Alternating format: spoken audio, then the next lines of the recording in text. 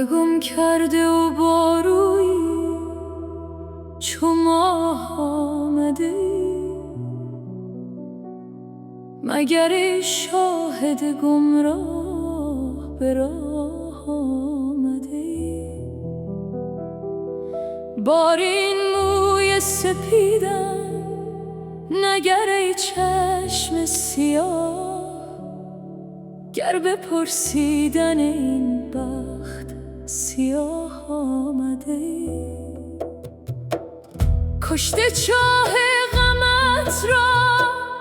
نفسی هست هنوز حضره آینه در معرض آه آمده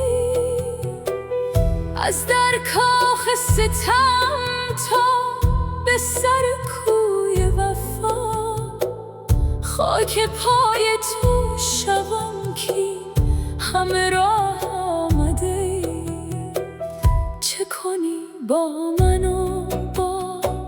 کلبه دریشی من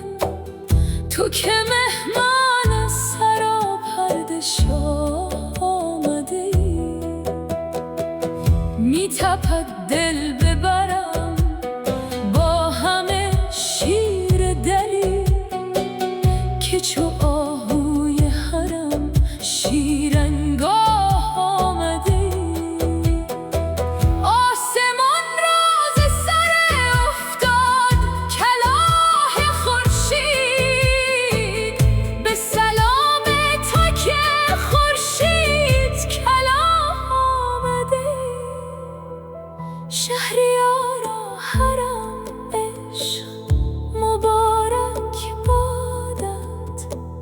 که در این سایه دولت به پناه آمده